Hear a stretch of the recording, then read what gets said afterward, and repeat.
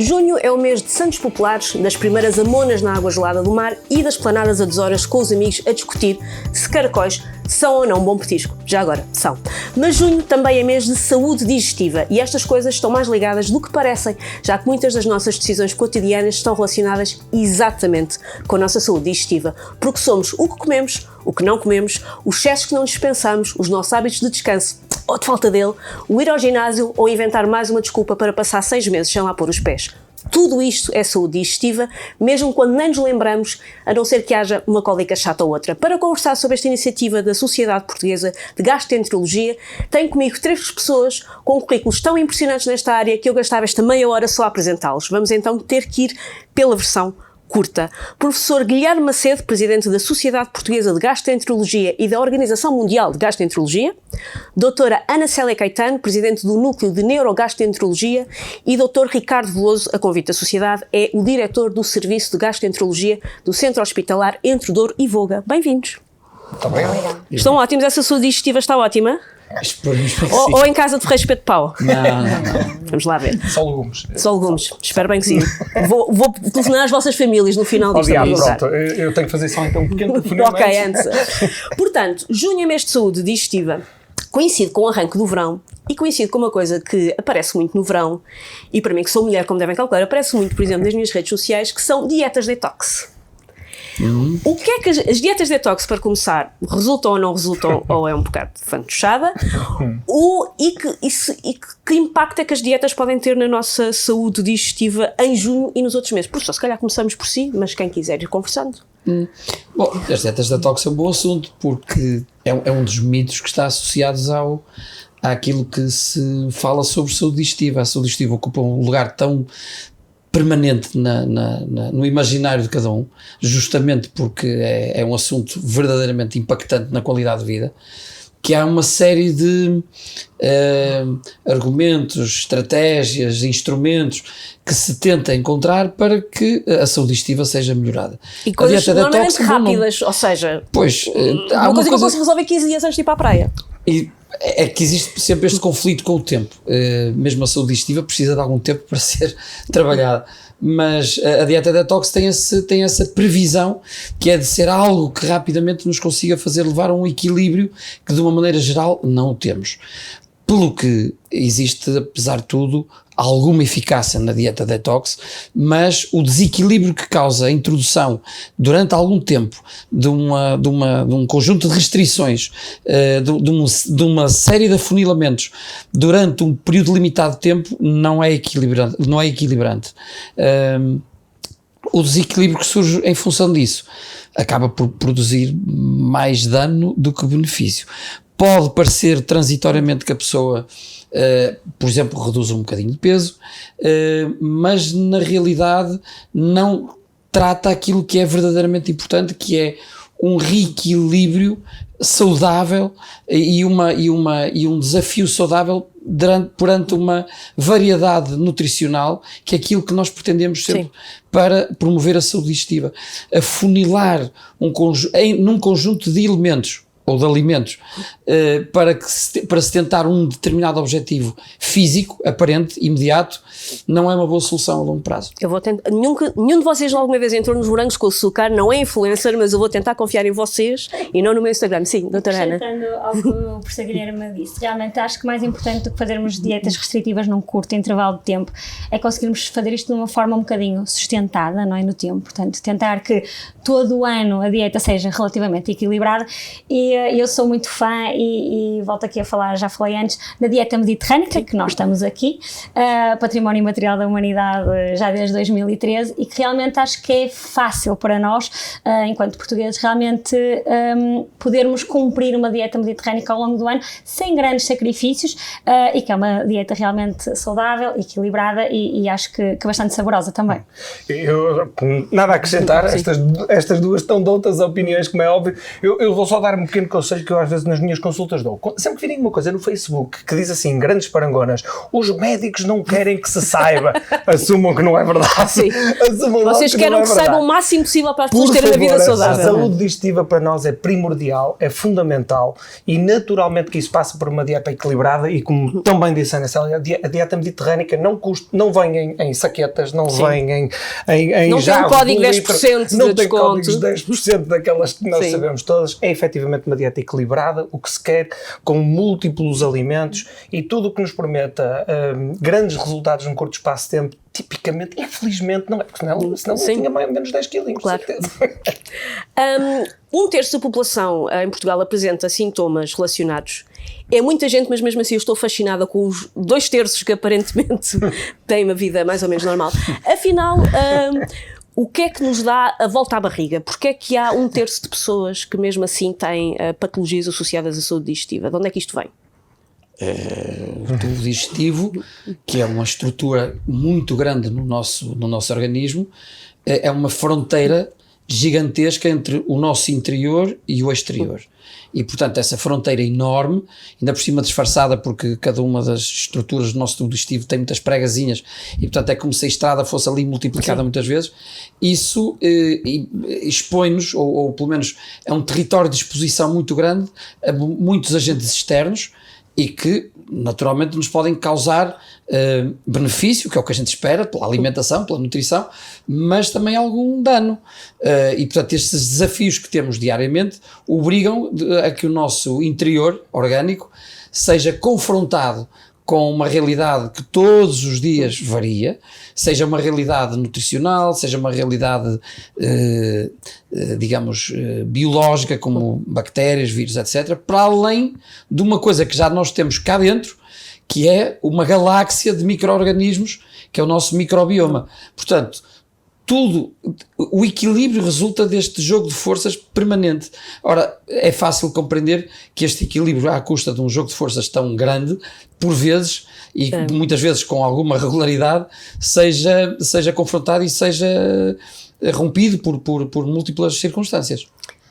Outro aspecto também, já agora para acrescentar, é a questão um bocadinho de dizermos que qualquer coisa que nos dá a volta à barriga muitas vezes se relaciona com o stress, com alguma ansiedade, quando temos que fazer alguma prova, ter alguma atividade um bocadinho mais complexa, relaciona-se um bocadinho, chama-se as chamadas patologias funcionais, não é? Muitas vezes, porque há realmente uma comunicação enorme, não é? E bidirecional. Há uma espécie de uma estrada do cérebro ao intestino. Faz uma autoestrada, não é? Com umas vias de comunicação para cima e para baixo com o nosso cérebro, e que faz com que realmente diversas coisas, um bocadinho da nossa vida do dia-a-dia, não é? Os nossos desafios também possam nos dar um bocadinho esta volta à barriga com facilidade, não é? Que dá um bocadinho de dor de barriga, um bocadinho de diarreia, tudo isso interfere realmente com o nosso tubo digestivo também. É uma coisa curiosa que disse que realmente espanta os 2/3 de pessoas que dizem que estão porreiras, não é? Que estão bem, não é? Sim. Nunca?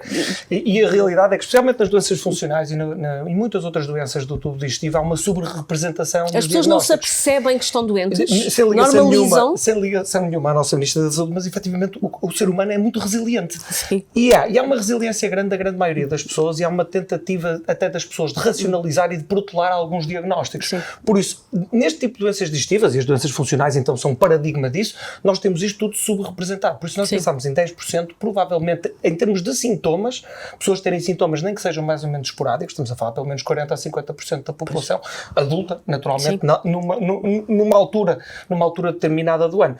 Por isso, lá está aquela coisa, foi alguma coisa que me caiu mal, ou comi algo que não me fez bem. Por isso, 1/3, sem dúvida, é o que nós temos dos estudos, mais ou menos. O intestino irritável, direi que é o mais frequentemente, e que as pessoas já associam mais. Eu estou nesse clube, não sou nada original. Eu estou nesse. Não, mas o em intestino rigor, irritável, as pessoas podem todas ter alguns surtos de intestino irritável, quer dizer, porque aquilo que a Ana Célia disse há pouco é completamente verdade. Nós temos uma via neurológica privilegiada entre aquilo que é o nosso sistema nervoso central e o nosso aparelho digestivo. E por aparelho digestivo queremos dizer não só o tubo digestivo, o esófago, o estômago, enfim, o intestino, o cólon, etc., mas também outras estruturas como o pâncreas e como o fígado. Mas, em rigor, essa via de comunicação bionívoca faz com que as emoções se reflitam no intestino e vice-versa. E, portanto, é muito difícil. O que é o vice-versa? Eu digo já. O vice-versa é isto. E vai compreender rapidamente. Sim. Alguém que tenha muitos sintomas atribuídos à área digestiva, de uma maneira geral, também tem um perfil psicológico e uma eu não digo personalidade, porque isso é mais estruturado, mas tem um comportamento diário que não é exatamente igual às pessoas para o qual o seu aparelho digestivo é relativamente silencioso, passo a ironia, mas na verdade um tubo digestivo que permanentemente nos dê estímulos desagradáveis condicionam muito a nossa qualidade de vida, e é por isso que esta ideia de trazer para o público a importância de protegermos a nossa saúde digestiva tem tanto sucesso. É porque realmente, no dia-a-dia, ter saúde digestiva conta. É a tal consideração que às vezes agora é feita de que o intestino é uma espécie de segundo cérebro. E eu, às vezes, até me apetecia dizer que o cérebro é um segundo intestino, mas na realidade eu não secundarizava, não hierarquizava dessa maneira. Okay. É claro que nesta fase, para o primeiro choque, quando as pessoas nunca pensaram no assunto, está bem, ok, vem em segundo lugar, vem a seguir. Mas em rigor, há uma união de facto entre estas estruturas. Sim. Mas os nervos, digamos, as vias neurológicas da tal comunicação existem, e às vezes é o mesmo nervo que faz a irrigação nervosa, por assim dizer, todo o nosso tubo digestivo. Estamos a falar, por exemplo, do famoso nervo vago. Sim. Que dá a reação vagal, que é uma espécie de um desmaio. Pois, esse é outro aspecto muito curioso, porque o vago tem algumas ramificações que são muito importantes para a estrutura vascular, incluindo cardíaca, razão pela qual há muitos estímulos de uma área e de outra, quer cardíaca, quer digestiva, que por vezes têm manifestações clínicas semelhantes, sintomas. Sim. Não é para nós surpreendente que alguém que possa estar com um infarto, por exemplo, comece com muito enjoo, com muita náusea, com uma dor abdominal. Portanto, há aqui uma relação que nós já sabíamos há muito tempo, mas que agora tem sido muito explorada, dessa via neurológica entre o cérebro e o intestino. Sim. A verdade é que a saúde digestiva tem várias maneiras de se demonstrar ao longo da vida. Tenho aqui algumas anotadas: as cólicas dos bebés, quem já teve um bebé em casa e teve que lidar com as cólicas, enfim, o refluxo das grávidas, o não conseguimos comer antes do encontro é importante, primeira vez que vamos jantar na casa dos sogros, se calhar não comemos grande coisa com os nervos, comer demais no almoço de família. Aquilo que nós fazemos no dia a dia e aquilo que nós somos tem impacto no sistema digestivo? Eu penso que sim, eu penso que sim, realmente todos esses aspectos realmente acontecem em todos nós. Quem é que não passou um bocadinho por qualquer uma dessas situações?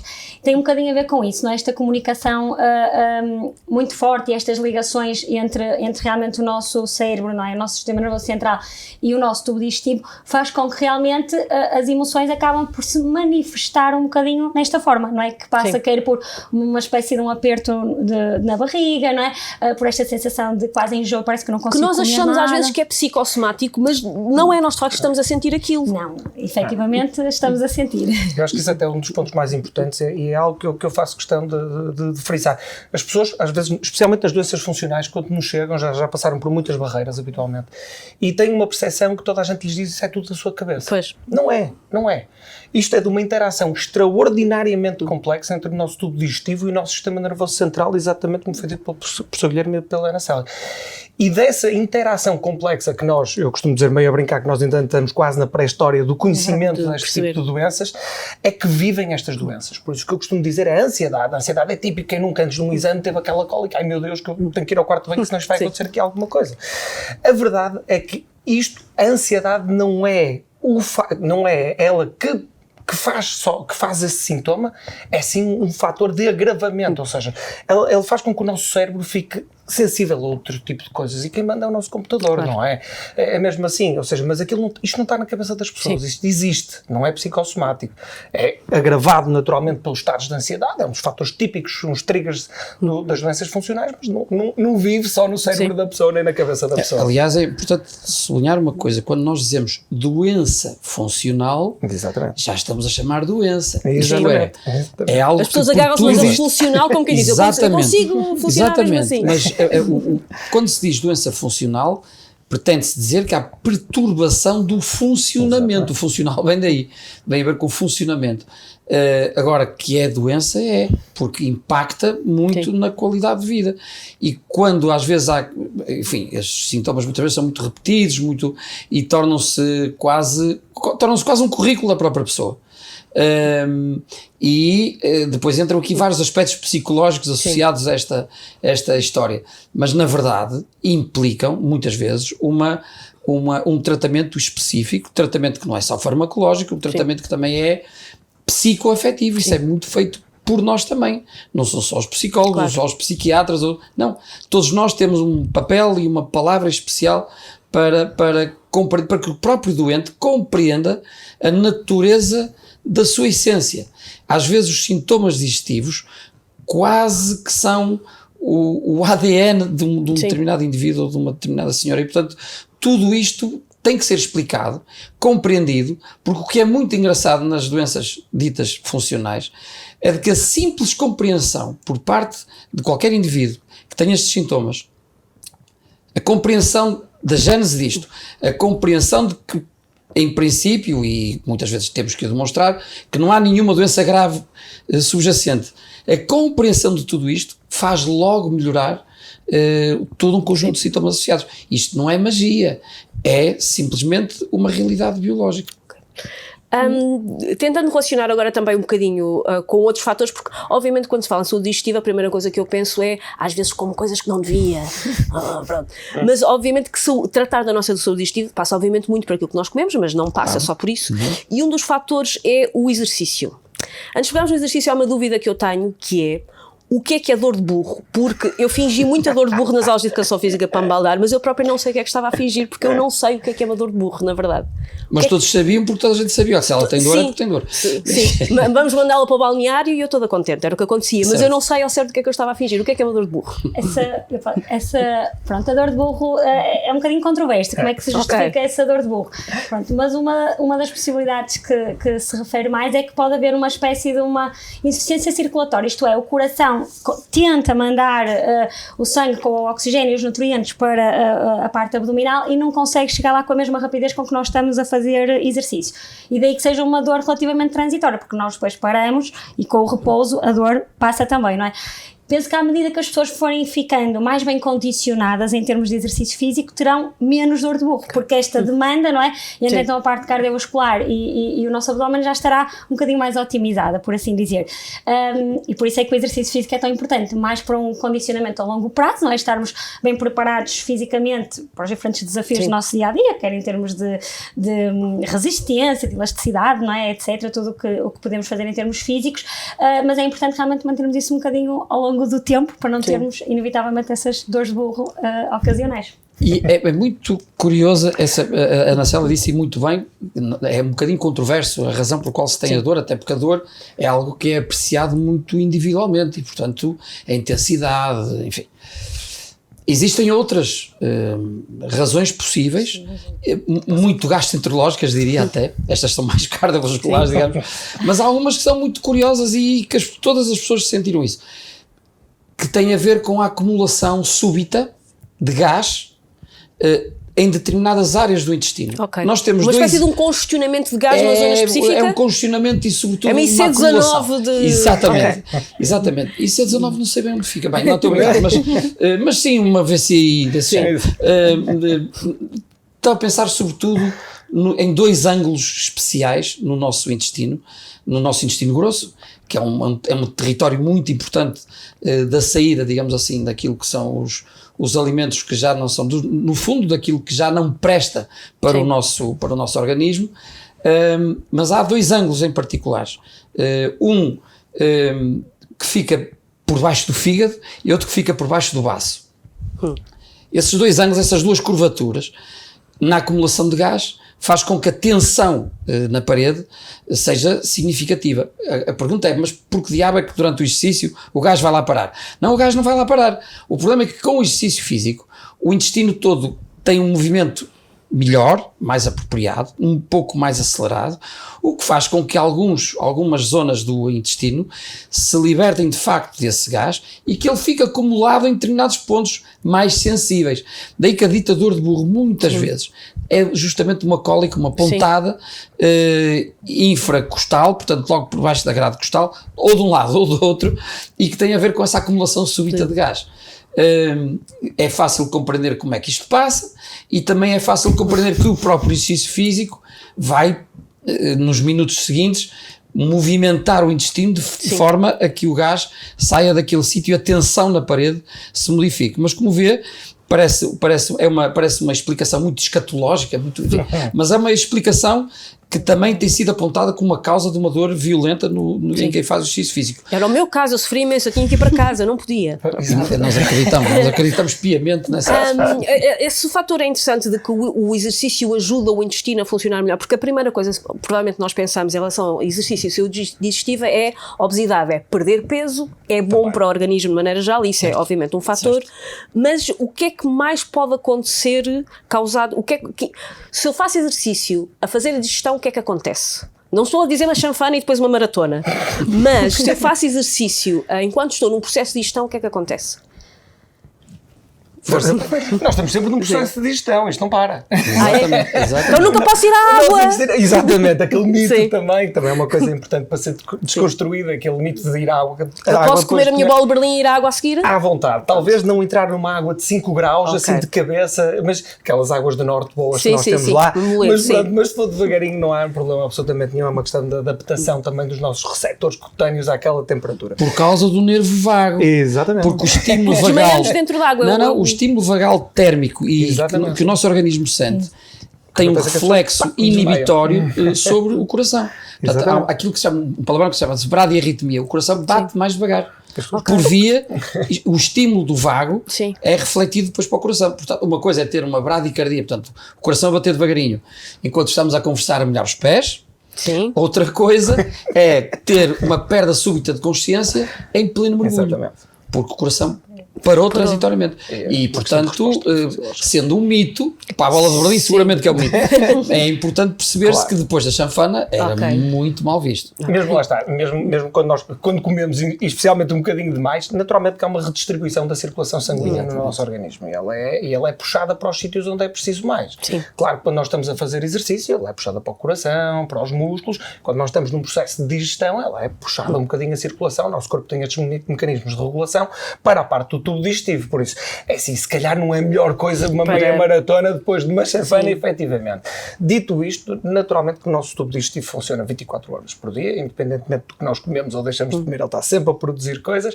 Claro que quem faz desporto, especialmente quem faz desporto de alta competição, tem que ter mais cuidado com a sua alimentação e com os horários da sua alimentação. Mas o desporto de alta competição não é espetacular para o sistema digestivo. Não, depende, exatamente, ou seja, também não há aquela percepção que todo o desporto é muito bom para o tubo digestivo, não.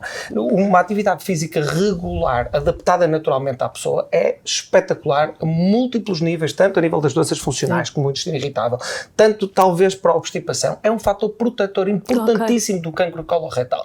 Já o desporto de alta competição é um bocadinho diferente. Também falando provavelmente das alterações que existem a nível da circulação durante o exercício vigoroso, parece que efetivamente isto pode não fazer tão bem, pelo menos transitoriamente. E há algumas doenças, como por exemplo o refluxo, que podem ser agravados com desporto físico muito vigoroso, e há também algumas situações em que o próprio intestino pode sofrer, até transitoriamente pode até perder sangue pelo intestino quando há desporto de alta competição, em maratonas e coisas do género. O intestino é um porreiraço, eu digo sempre, tem muitas vias de se regenerar e na grande maioria dos casos isso é reversível. Nesse aspecto o esforço e o exercício físico, melhor do que o esforço, é muito parecido com aquilo que o nosso sistema digestivo nos proporciona, equilíbrio. O equilíbrio dado pelo exercício físico, ou aquilo que nós podemos fazer equilibradamente com o exercício físico, reflete-se equilibradamente para o nosso sistema digestivo. Quando nós tendenciosamente afunilamos ou fazemos uma expressão muito fechada daquilo que é o exercício físico vigoroso, com determinadas horas, isso causa desequilíbrio, exatamente como no nosso regime alimentar, com o nosso sistema digestivo. E já agora acrescentar também um dos aspectos interessantes do exercício equilibrado, por assim dizer, é que ele acaba por interagir com outros comportamentos saudáveis facilmente, isto é, uma pessoa que tendencialmente faça exercício com alguma regularidade, acaba por tendencialmente também comer melhor, tem tendência a ter um sono mais reparador, fazer horários um bocadinho mais adequados, acaba por reduzir também um bocadinho o stress do dia-a-dia, portanto, são uma série de fatores que interagem uns com os outros de uma forma relativamente positiva, por isso é que realmente acaba por ser bom atingir esse equilíbrio. A Ana disse agora uma coisa muito importante, que é bom para quem nos ouve compreenda como isto tudo está ligado. O sono, ou as características, ou a qualidade do sono é algo que de facto mais afeta, positiva ou negativamente, a nossa saúde digestiva e vice-versa. Dormir pouco, não é só o pouco, é o mal. É a própria qualidade Exatamente, do sono. porque não é propriamente o número de horas, que também é importante, porque o acúmulo de uma série de horas que deveríamos ter dormido e não dormimos é prejudicial. Olha, por exemplo, favorece a obesidade, por exemplo. Mas existem outras coisas. O facto de termos um sono perturbado ou um sono pouco reparador tem implicação sobre a nossa saúde digestiva e vice-versa, mais uma vez. Toda a gente sabe que se tiver uma refeição copiosa à noite, sobretudo se bem regada ou bem adaptada... Consoada. Vamos pensar que a pessoa só faz isso uma vez ao ano e que foi a noite de consoada. Não há nenhum português que não tenha algum infartamento ou alguma dispepsia, como nós dizemos, na tarde do dia 25 de dezembro. Não há, toda a gente tem. Porquê? Porque de facto há um estímulo vigoroso adicional sobre o nosso equilíbrio digestivo e é natural que também isso depois afeta a qualidade do sono. Isso acontece, por exemplo, muito nas viagens, quando temos o famoso jet lag, em que o nosso ritmo circadiano, portanto o nosso ritmo de distribuição horária de sono está perturbado. A primeira grande manifestação dessa perturbação não é só o sono que está trocado, são os aspectos digestivos, uma certa náusea, um enjoo, dificuldade em fazer digestão. Portanto, mais uma vez, está tudo ligado. E a nossa fronteira interior tem grandes ligações à nossa fronteira cerebral. Por exemplo, nesse contexto de viagem, às vezes acontece, nós vamos para outro país em que a dieta é diferente e trocamos os sonos e isso tudo, torna-se às vezes difícil ir à casa de banho. E é um fenómeno que eu acho interessante, que é um grupo de pessoas que vá de viagem juntas para um país, independentemente do grau de confiança que tenham uns com os outros, vão acabar a conversar sobre as vezes que foram ou não foram à casa de banho durante essa viagem. Porque é um desafio, normalmente, quando de repente muda tudo, muda aquilo que nós estamos a comer, as horas a que estamos a dormir. É um tema fascinante. Quem nunca em férias diz, vocês já foram ao quarto de banho. Não, mas acontece muito nesse contexto, as pessoas de repente começarem a conversar, qual foi a última vez que fizeste? Exatamente. De repente ali, porque de facto é um... É para arranjar alguma normalidade, não sou o único, pronto. Eu prometo que serei melhor depois de toda esta informação, mas eu tenho a noção de que eu não sou uma cidadã exemplar no que diz respeito à saúde digestiva. Por isso o que é que mas eu quero muito mudar isso. Por isso o que é que vamos fazer agora? Eu vou-vos dar uma lista de coisas que eu faço e vou aproveitar que tenho aqui 3 especialistas para me darem na cabeça. Primeira coisa que eu faço constantemente, comer coisas fora do prazo de validade. Eu no outro dia comi um iogurte que estava na minha mala há 24 horas. 24 horas? E iogurte se calhar era aquela coisa que eu não apostava nisso. Depende de onde deixou o carro também. Eu não ando de carro, ando de metro e ando... Ok. Não, há coisas de conservação que são básicas, sobretudo em termos térmicos. Porque vários choques térmicos, tal como a nós não nos faz grande coisa, também a conservação de alguns alimentos é prejudicial. Sobretudo pode promover a decomposição de determinados nutrientes que depois de facto não têm nenhuma utilidade. Pior do que isso, podem promover o desenvolvimento de alguns micro-organismos e esses sim podem causar dano. Agora, isso é uma coisa. Outra coisa é, digamos, as datas famosas dos iogurtes. Em rigor, as datas que estão apontadas, na maior parte das vezes, em compotas, em iogurtes, em algumas saladas, embora aí já um pouco mais controverso, em alguns congelados, de uma maneira geral, existe uma margem de segurança muito razoável, para além da qual a data está ali rigidamente fixada. O que é isso razoável? Bem, eu acho que já fui muito pouco razoável várias vezes.